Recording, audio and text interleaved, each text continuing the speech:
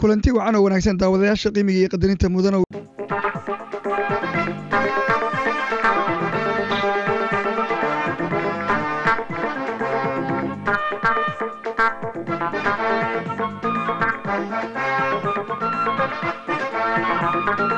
kulanti wacan oo wanaagsan daawadayaasha qiimiga iyo qadarinta mudana oo ilahantiba meel kastoo joogtaanba waad ku mahadsantihiin daawashada barnaamijka daawadayaal maanta waxaan idiin haynaa barnaamij ku saabsan xubno kala duwan oo Soomaali ah oo ka kala yimid gobolada waddanka Canada uu ka kooban yahay ayaa ku kulmay magaalada Ottawa ee caasimadda waddanka Canada si ay jaa'iso iyo hadiyado u guddoonsiiyaan dowladda Turkiga iyo safaaradooda ku taala halkaasi iyo dowladda Canada waxaan soconaa in dowladda Turkigu ay si weyn u garab istaagtay xilligii Soomaalidu u baahnaayeen in la garab istaago ra'iisul wasaaraha waddankaasi Turkiga Abdullah Erdogan iyo wafdi balaaran uu hogaaminaya ayaa booqasho ku tagay horay magaalada Muqdisho isagoo ay la socotay haweeneyda uu qabo iyo laba caruur oo dhalay isla docda kale mas'uuliyiin kale oo ka tirsan waddanka Turkiga ayaa isaga daba noqonayay magaalada Muqdisho si ay dhagaxa u dhigaan mashaariic halka dowladda Turkigu ugu talagashay inay si weyn ugu taageerto shacabka Soomaalida deeq waxbarasho oo badan ayaa laga helay oo arday badan ayaa loo qaaday waddanka Turkiga isla docda kale waddanka Canada ayaa qayb weyn ka qaatay xiriyaha qaxootiga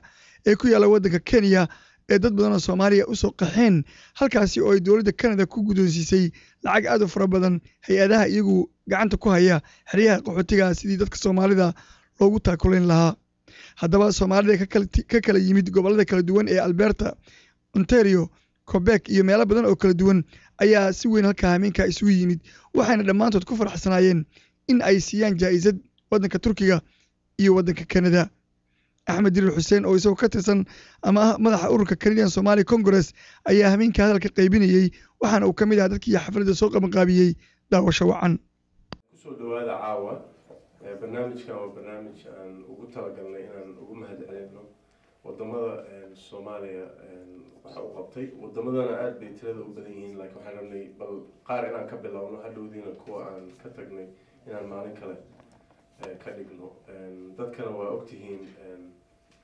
waqtigooda ma u saamaxayo inuu hal mar isku waqti wada noqdaan marka dowladda Canada iyo dowladda Turkey baa hadda waqtigan u saamaxday inay noo imaan karaan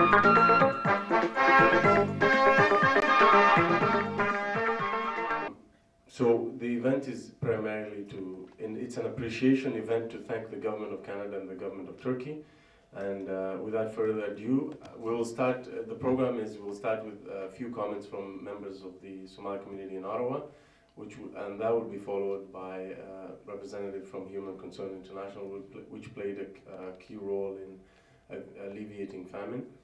The representative's comments will be followed by two members of parliament, and then the Deputy Chief of Mission of the Embassy of Turkey, and followed by the Minister from the Government of Canada representing the Government of Canada.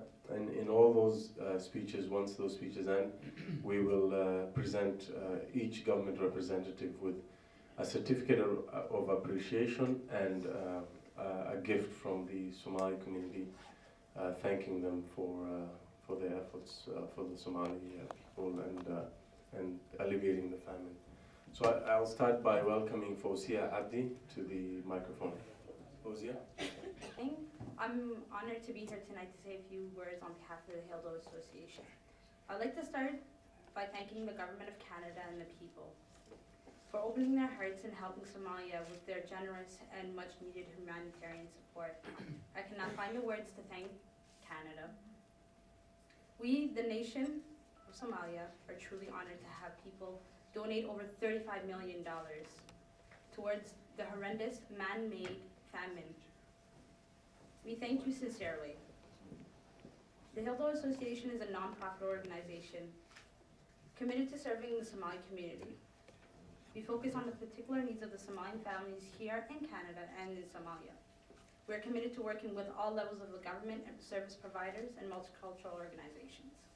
In Ottawa, our objective is to fill gaps in the services and give support to the members of the Somali community by providing our youth with educational needs and help them find careers.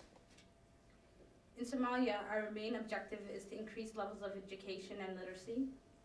This will include rehabilitation of hospitals, prevention of futures and textbooks, and teacher capacity buildings. We focus on the youth education, vocational training for adults to develop their skills. We offer sewing, cooking, nutrition, education, tutoring, and youth groups. We organize activities for mothers and children. We run support groups for women focusing on wellness and run senior care. We also provide conflict resolutions, skills and culture of speech, of peace, I meant.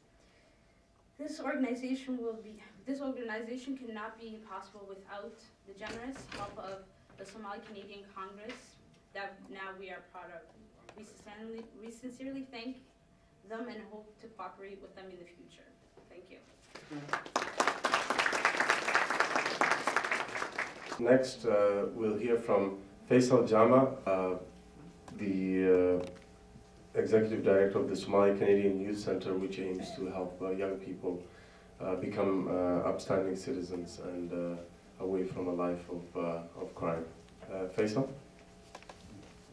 Thank you.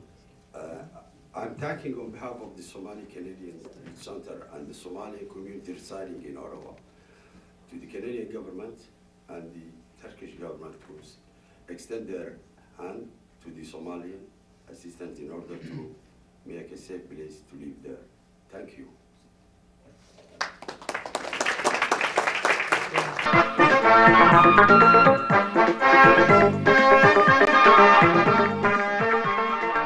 We'll next hear from MP Ted Opitz. Ted was recently elected to the Canadian House of Commons, our Canadian Parliament. He's the MP for Etobicoke Centre, and prior to that, he served in a senior advisory role to Minister Jason Kenney. So without further ado, I want to welcome Ted Opitz to the microphone. Thank you.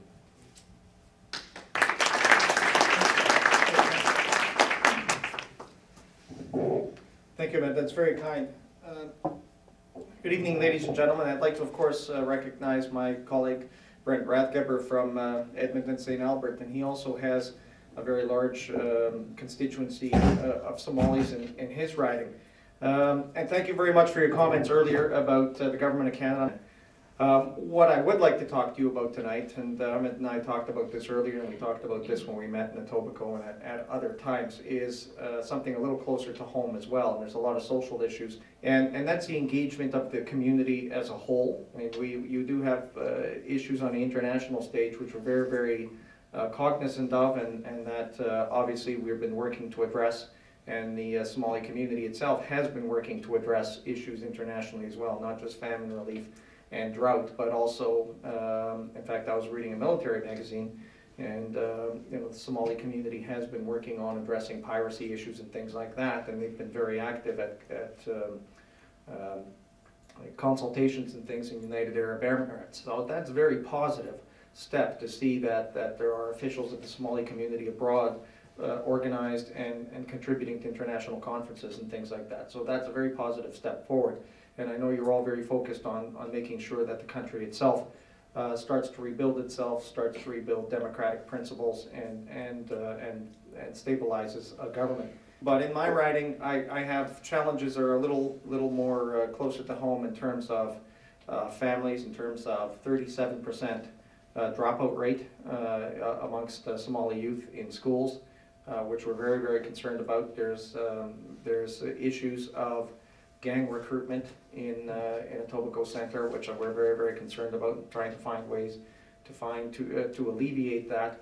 And of course, there's the issue of even Al-Shabaab especially in Toronto, that is trying to recruit youth to radicalize and to bring back, and I'm very concerned about that. I should give you a little bit about my background too. I have been in the military for many, many years, and amongst working in private industry and then working for Jason Kenney, the immigration minister. So I've kind of got a rounded background on some of these things, and developing youth not only in the military, but it's kind of been a passion of mine, and I don't want to see kids go the wrong way, because as a young man at 16, I could have very easily gone left, and instead I went right because, you know, somebody said the right thing to me and gave me some opportunities and kind of pushed me in the right direction, and it would have been very easy to go the other way, you know. So I remember that from my own experience growing up, and I want to make sure that that doesn't happen to your families, and we can work on those sorts of things. So it's that kind of engagement that I really want to have from your community, in particular in the Etobicoke Centre, so we can start to address some of those particular issues. But that's good, because I want to hear what people are talking about and things, and I really need you guys to sit down and talk to me. We've already had, I've done town halls in the Etobicoke Centre. We've had this chat very, very clearly with families. Toronto District School Board has some really great programs, not just for the kids to get them back engaged, but also for the parents, because you have some unique challenges in that some of the parents are still very rooted in traditional culture of the old country, and some of the kids, and you tell me if I'm right, but I know my kids in the Etobicoke Centre are calling themselves Somali Canadians version 1.5, and their words, not mine, you know. So, but that's a very interesting way of categorizing themselves, you know, and because they're kind of in betwixt and in between. You know, you have good, solid values and traditions that they respect and they revere, and they want to please their parents. But a lot of these kids are now transitioning, are very Canadian kids, you know, and they're into the video games, they're into the social media, they're into the engagement, and so we discussed a lot of these things at a town hall, and I did talk about some of the issues of gang recruitment and Al-Shabaab, and those things are steering away kids from that is very important, especially if they don't have, if they've dropped out of school and there's nothing else to engage them. So I think the formula here, or the part of the solution, is to try to find ways to engage the kids, to find them something to belong to contribute to maybe get back into school, because education will give you opportunities, networking skills, leadership skills, and engagement. So that's something that your kids, especially if you're located here in Ottawa, could endeavor to do. Get more involved in parliamentary internship programs or engagement, or just on a youth level, find out how your government works, not because we want to turn you into politicians, but because we want to find opportunities for your families to get into, for opportunities for your kids to get engaged with, and to start developing some of those networking and leadership skills. So I'm going to leave it there for now, Ahmed, because I don't want to go on and on ad infinitum. But what I do want is, and please work through Ahmed, because I am accessible, whether it's in Etobicoke or whether it's here. We are planning, and I'm glad to know now, because I didn't know before that Brent was so involved in your community within his riding as well. We've had chats about trying to set up a Somali engagement day on the Hill. Time frame was to be somewhere around February, where you can talk to the ministers. Jason Kenney, you're going to talk to him tonight, but community leaders would be able to have a one-on-one. You could talk to the Foreign Affairs Minister, you could talk to Bev Oda and others, and start to formulate a greater strategy, not only internationally for things that affect Somalia, but also look a little more internally to things that affect your homes and your families here as well. Because not only does Somalia has to prosper, but you have to prosper as families here as Canadians too. And that's something that we as politicians, we as community leaders, we as activists in our own way are more than happy to try to help you with. So please have that dialogue with us. We are accessible, and we want you to be able to come to us and talk. Ahmed has my number, he knows where to find me 24 hours a day, so by all means, please engage with us. Thank you.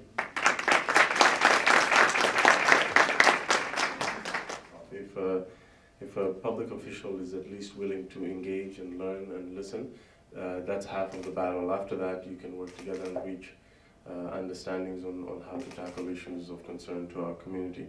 I'd like to welcome Mr. Kaleem Akhtar. He's the Executive Director of Human Concern International. Human Concern International collected a lot of money for the famine relief process, and they also worked with the community, engaged them, didn't just collect money on their behalf, but actually worked them and empowered them.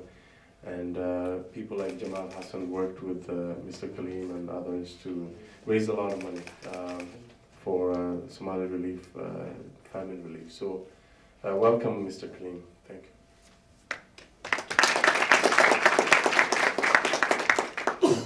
Thank you very much. Assalamu alaikum, brothers and sisters, and good evening, ladies and gentlemen. As was introduced, I represent Human International. I have two other colleagues here. We have been working worldwide for the past 31 years.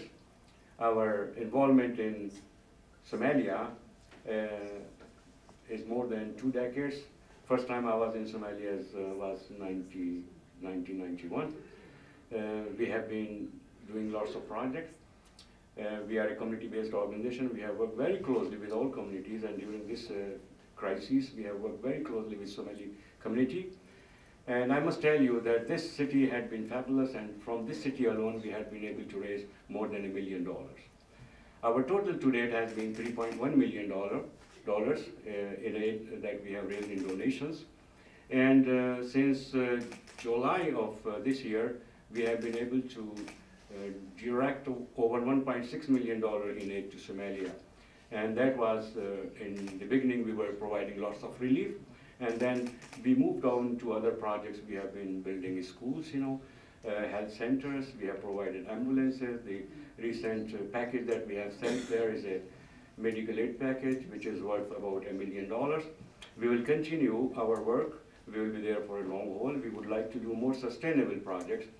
The issue here is that now that we have raised funds and we have been using them, we would like to get the funds. We know that the government has met the funds, but we would like to have access to those funds so that we can multiply our donation and do much more and many more projects. So we need help from the community, and we need help from the leaders who are gathering here today.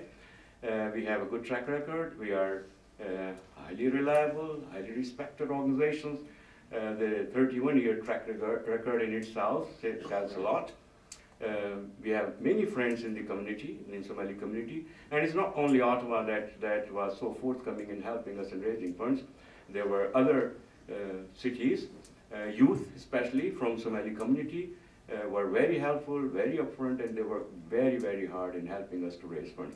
I can go on. There is a history of 31 years, but very briefly, we have a budget of about 10 million a year, and we are working in 41 countries, and we have at this time over 185 projects worldwide. Thank you very much.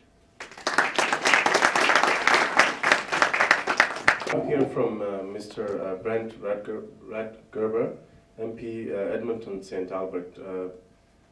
Brent, I've met Brent in Alberta through Mohammed Accord's work, and Brent has worked with us on criminal justice issues that gripped Alberta for the last number of years, but actually originated from Toronto. A lot of the young people in Alberta who were dying dropped out of school in Ontario as a result of the Mike Harris's Zero Tolerance program, which was eliminated recently. So Brent has been open-minded and accessible to us, and really helped us address some of the issues around social justice issues and court issues and legal issues. And thank you very much, and we hope to work with you.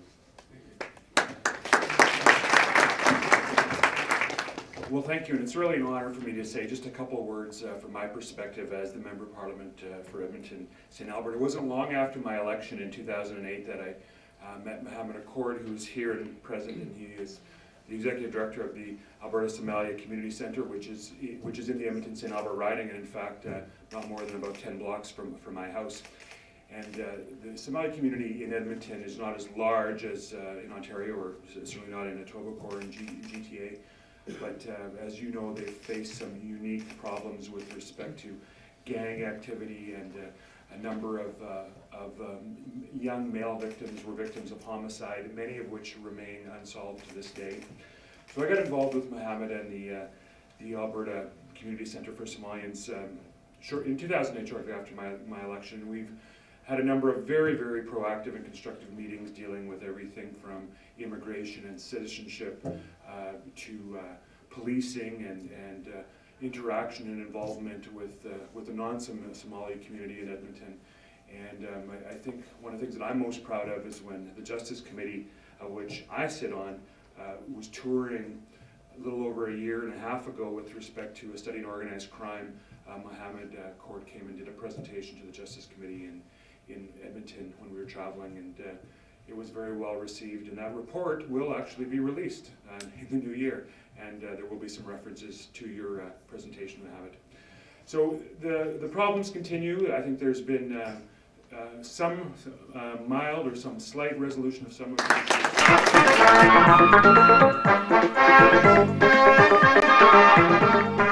So half of the appreciation will begin now.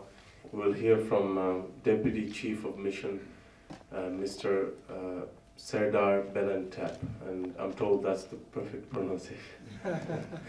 So, Mr. Belentep will talk about what Turkey has done for the victims of the famine in Somalia, but not only that, by providing relief, but also long-term things that will empower the Somali people and enable them to stand up on their own 2 feet, like providing scholarships and building economic infrastructure. Welcome.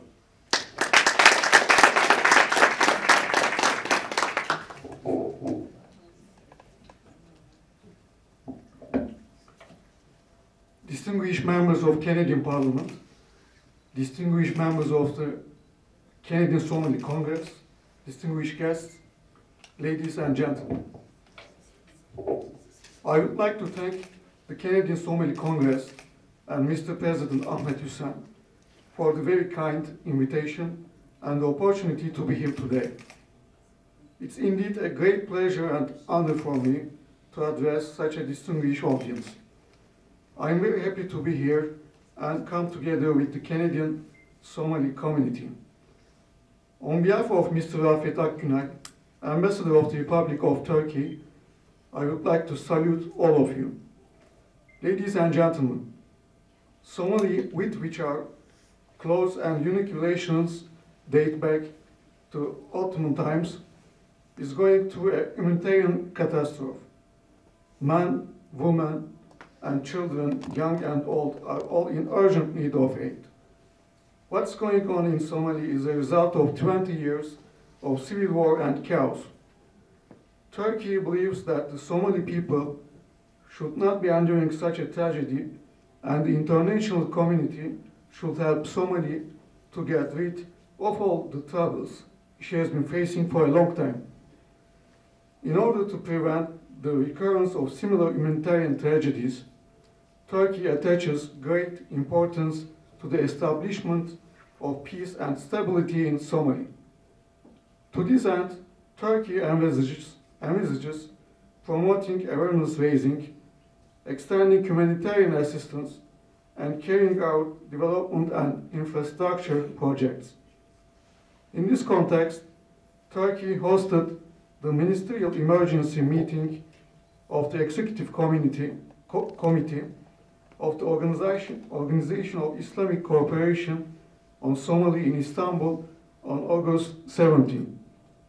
By organizing this meeting, Turkey hoped to draw attention and a special focus to the most vulnerable segments of the population and the refugees who have been subjected to the combined effects of displacement, drought, and famine. The trip of our Prime Minister, His Excellency Erdogan, who was accompanied by his family to Somalia on August 19, was a milestone in drawing the world's attention to this crisis. In fact, during the past 20 years, no high-level visits to Somalia had been realized by any Western countries.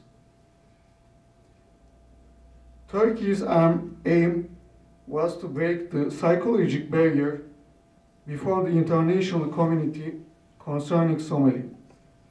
We are happy to see that the international community has been getting more involved in Somali after this trip, and that there is visible progress in the overall efforts. Ladies and gentlemen, as a further show of support, Turkey opened an embassy in Mogadishu on November 1st. The Turkish embassy will be a point of contact in Mogadishu for Western countries and international organizations which don't have any permanent representations in Somalia. Moreover, Turkish Airlines plans to launch direct flights between Istanbul and Mogadishu in the months to come. Turkey commenced a huge national campaign to help the Somalis affected by the drought and famine. Until now, Turkey succeeded to collect almost $300 million. Turkey has already sent 11 airplanes and 8 ships carrying 17,000 tons of humanitarian assistance materials consisting of food, medical supplies, and 4 mobile field hospitals to Somalia. The refugee camp built by the Turkish Red Crescent in Mogadishu is already hosting thousands of Somalis. Turkey has started preliminary work in order to rebuild Dikfar Hospital in Mogadishu, asphalt the road between the Mogadishu airport and city center, and repair the National Assembly and government buildings. We are committed to implementing these development projects in close cooperation with the Somalis and international community. We hope that all these efforts being conducted by Turkey will be the first step towards integrating the people of Somalia with the rest of the world. Distinguished guests, before I conclude my remarks, I would like to express one more time my thanks to the Canadian Somali Congress for organizing this event. Thank you very much.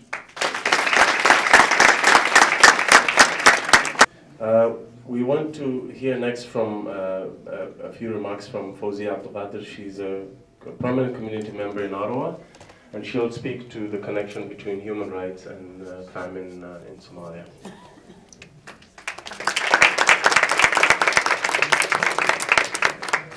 Good evening. Assalamu alaikum.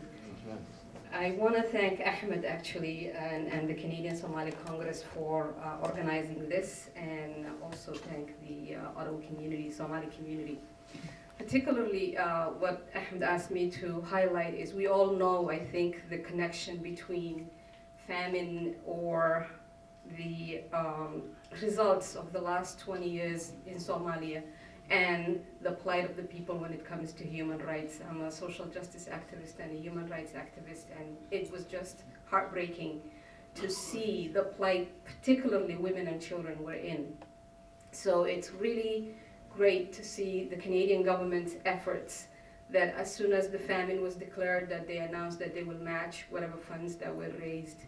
What was also amazing and really moving was the role that the Turkish government has taken in as far as even everybody who hears Mogadishu is being listed as the least safe place to be or the scariest place to be. So to have seen the Prime Minister and his wife go to Mogadishu was really something that has brought attention and light to the fact that Somalis are resilient people. Somalis have been dealt their fair share of difficulty, and they still manage to do business, to live, to build universities. So what is missing is that political situation to settle. Thank you very much.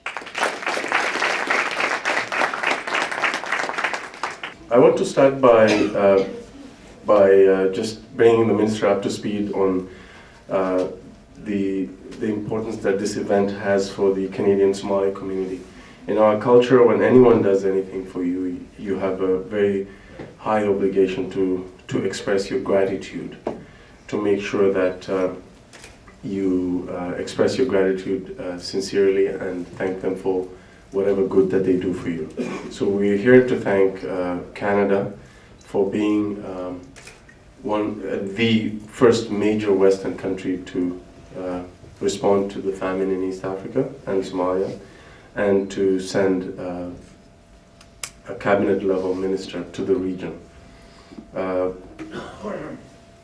You know that one of the main goals of this evening is to not just talk about the famine, but to talk about the resilience of the Somali people, both in Somalia and in Canada, and to also mention a few things about how Canadians of Somali background have been able to add to the rich diversity of this country as law-abiding and hard-working citizens. Somalis first came to Canada in the late 1980s, and again, speaking of gratitude, Canada opened its doors to the Somali community in their most vulnerable time, at the time of dislocation and civil strife. The result of that generosity by Canada under the government of Brian Mulroney at the time, and subsequent governments, has resulted in integration of these communities into major urban centers of Canada. For example, in Toronto, hundreds of businesses and jobs have been created by Somali Canadians, and in other cities as well. I want to first highlight the fact that, for example, in the city of Edmonton, there's a major street called 118 Avenue that cuts Edmonton into northern and southern sectors. That street was basically written off by everyone else until Canadians of Somali background moved from Ontario to Alberta seeking opportunity, and took a chance on that avenue by opening businesses and pushing away drug dealers and other characters. What has resulted is in a renewal of 118 Avenue, to the extent now that even the Alberta government is proud of 118 Avenue and has renamed it Alberta Avenue as a result of the entrepreneurial and hardworking efforts of Somali Canadians. Of course, there are a few of our community that have not been able to integrate as successfully as most of us, that have fallen into the lure of gangs and extremist groups. But for the most part, we are law-abiding and hardworking, and we have a tradition of strong family ethics that has served us well in this country, our new home, Canada. I have personally traveled across the country, Minister. The last time you saw me, I had just come back from Alberta for the second trip at the time, and I was working with, at the time, Attorney General Alison Redford, who's now the Premier of Alberta, on policy contributions from our community with respect to strengthening witness protections in cases, difficult cases of gang affiliation. There was federal protections, but there was no provincial protection. So we were able to have policy input with the assistance of people like Mr. Brent Ratgerber, who worked with us. He sat in the Justice Committee at the time. And those submissions are now actually part of a report that's coming out in January.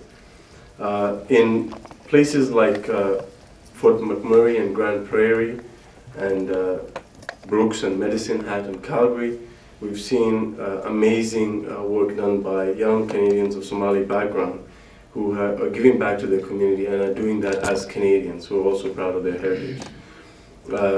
We love Canada because Canadian citizenship is based on shared values. It's not based on ethnicity or national origin. So those values are values that are consistent with our values. They are the respect for minorities, respect for human rights, democracy. I want to welcome now Minister Jason Kenney. He's here with us, and I want to thank him for taking time out of his busy schedule. Thank you. Please welcome him. Assalamu alaikum. Thank you so much, Ahmed, for your kind introduction and your great words. Your Excellency, parliamentary colleagues, Brett Rathgerber and Ted Opitz from St. Albert, Alberta, and Etobicoke Centre, Ontario, respectively. I was also, by the way, I'm just speaking with this afternoon with my friend and colleague John Baird, Member of Parliament for Ottawa West Nepean and Minister of Foreign Affairs. He wished he could have attended tonight. He has other engagements, but he wanted me to pass on his his best regards to the Canadian Somali Congress and all members of Ottawa's Somali community in particular. And it's good as well to see my old friend Ed Morgan here. I should say my friend, Ed is not old, but he's been a friend of mine for a long time. And to see Mohammed from the Alberta Somali Community Center. Friends, it's a real honor to be with you. I changed my schedule just so I could be here tonight. As Ahmed has said, I've always tried to be a supporter of the great initiatives of the Canadian Somali Congress. Because it gives a voice, a very practical voice, to a community that has had unique challenges in Canada. And I see in the efforts of the Canadian Somali Congress and particularly its young cadre of leaders, a really tremendous sign of hope, a positive direction focused on Canada, on integration, on helping the community in practical ways to get through the challenges of integration. And so for every sad or tragic story we read about emanating from some of the young people in the Somali community, we have people like Ahmed and so many of his peers who whose lived experience in Canada, one of opportunity, of success, of hard work, of education, of devotion to family, and giving back both to the Somali community and the greater Canadian society. And so Ahmed, to you and all the members of the executive, all the volunteers, all of those who continue to do this important work, thank you on behalf of the Government of Canada.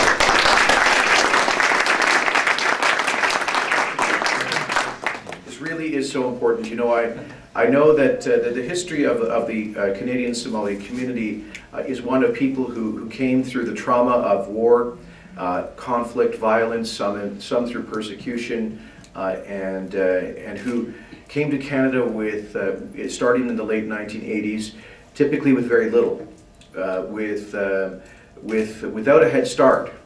People who arrived without a pre-existing community network to help them settle. People who arrived often with limited levels of formal education or language proficiency in English or French.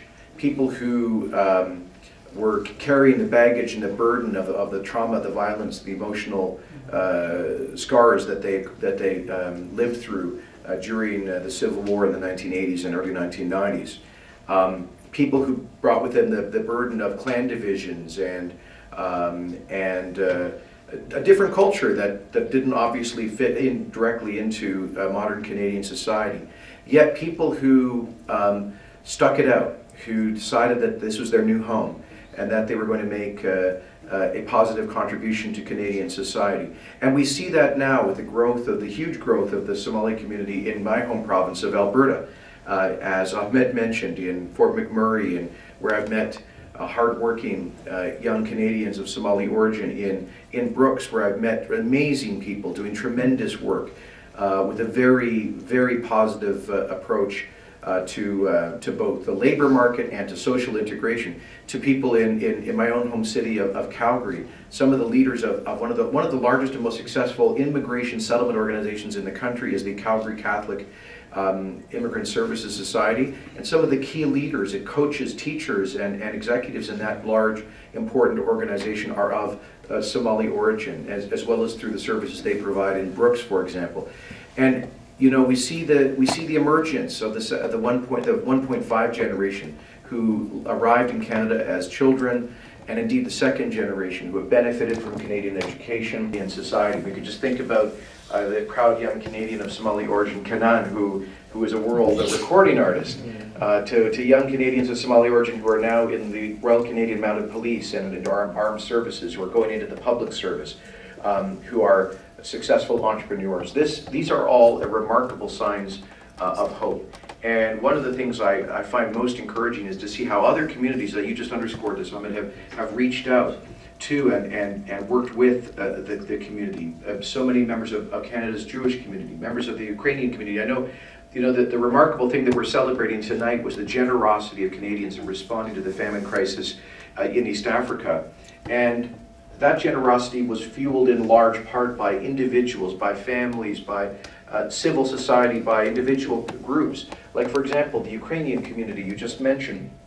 Ukrainians went through a huge planned famine, a state-organized famine that killed several million people in 1933, and this is a scar on the psyche of all people of Ukrainian origin to this day, in a way that, in some respects, the Holocaust is for the Jewish community. And the Ukrainian community, therefore, responded to the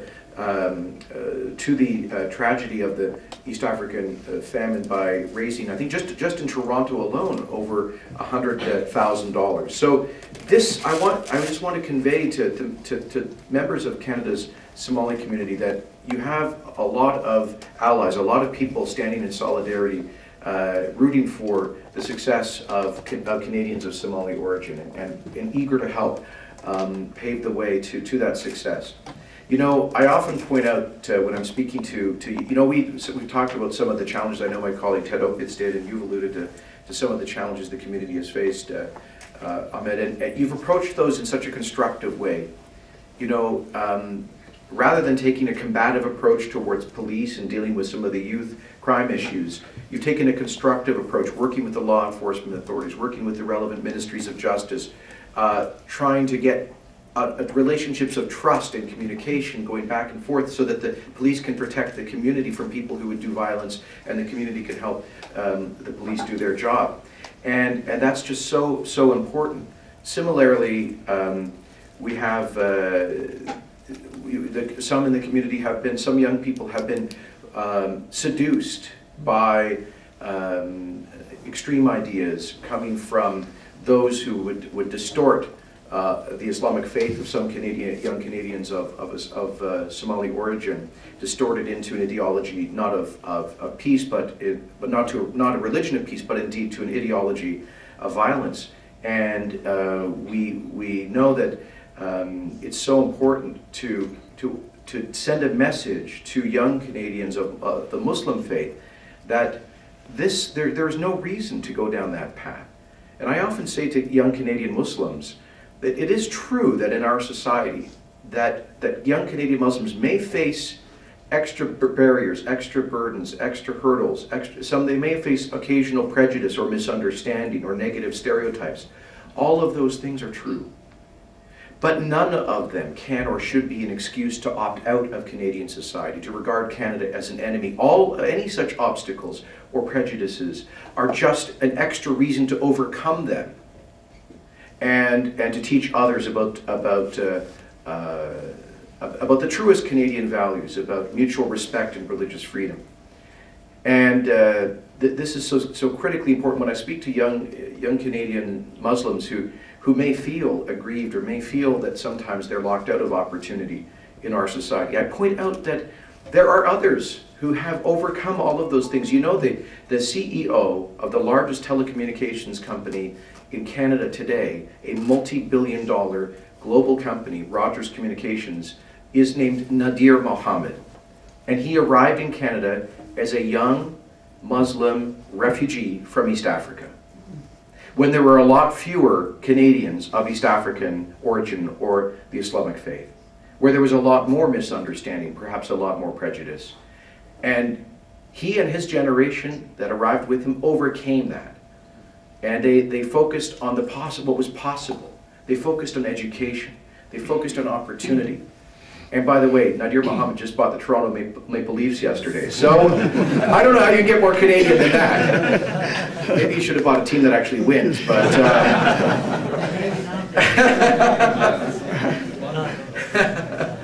but that's the message. That's the message that I believe the Canadian Somali Congress is conveying to young people. And I just again applaud the Congress for its leadership in that. Now we're here to celebrate Canada's response to the great human tragedy of the famine, and we're truly remarkable. You know, I think altogether, if you include all of the contributions made by the Government of Canada, plus the matching contributions made by individual citizens, plus the contributions made by NGOs, that the total is in the neighborhood of $200 million, which is the highest per capita contribution to East African famine relief in the world. Canada was more generous than any other country. And that speaks truly to the generosity of the Canadian people. And I know that my colleague, the Honourable Bev Oda, was honored to lead that effort on behalf of the Government of Canada and Canadians through the Canadian International Development Agency. She was deeply moved to visit the region and get a concrete understanding, to work with the World Food Organization and all the relevant international agencies and NGOs in responding to the emergency. And we have tried to express in practical ways our solidarity for the poor, the people of Somalia who have been the victims of such terrible leadership for so long. We have tried to join the International Contact Group so that we can play a supporting and constructive role in trying to create political stability in Somalia. We've dispatched Canadian military assets, frigates to the region for several months at a time to help police the waters adjacent to Somalia in East Africa, to keep pirates from preventing food shipments from arriving inshore. And you know, when we look at what has happened, we recognize that this famine was in large measure made enormously worse by extremists and people with a political agenda who actually seemed to want victims to point to, who did everything they could to interrupt the delivery of international humanitarian aid. And so all of us, regardless of our background, I think joined together as human beings in denouncing those who would dare to stand in the way of the delivery of humanitarian emergency aid to the people of Somalia in one of their hours of greatest need. And so let me say, both diplomatically, through our aid development projects, practically, we are doing everything we can to support, within our Canada's means, to support the people of Somalia and others in East Africa during these difficult times. And we do hope that someday, sanity will return, and that those who would seek to divide and play on clan divisions and play on religious passions and play on a history of grievance and violence will put down their guns and allow the international community to assist the Somali people in all their diversity to restore a stable and peaceful society. And that's a dream that we all share. I know that you do it in many practical ways. Many of you, your families make big sacrifices to send remittances back to relatives, maybe living in refugee camps in neighboring countries or in Somalia itself. And we acknowledge that you are helping to, frankly, this community is helping to keep people alive, literally, with the hard work that you do here and the support that you send back to Somalia. So again, I'm very proud of this initiative. I'm a member of a Conservative government. It was a Conservative government of Prime Minister Mulroney, without being too partisan here, that opened the doors of Canada to Somali refugees in 1988 and accepted tens of thousands. And I'm delighted to belong to the government of Prime Minister Harper that has responded with such generosity, supported by the Canadian people and in keeping with our country's best values. So thank you very much, Ahmed, to you and the Congress, and we wish you every continued success in your important work on behalf of Canada and especially on behalf of Canadians of Somali origin. Thank you very much.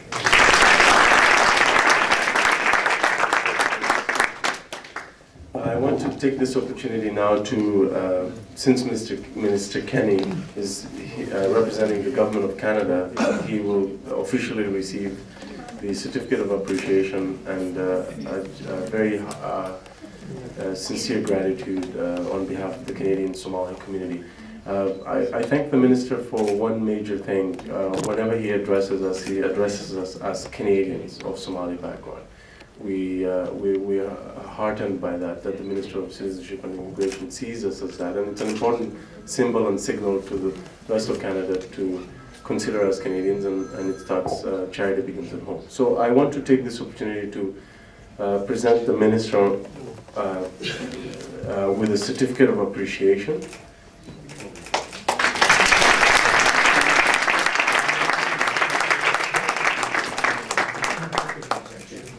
reads, on behalf of Canadian Somalis everywhere, we thank the Government of Canada for its generosity to the victims of the 2011 famine in Somalia. Thank you.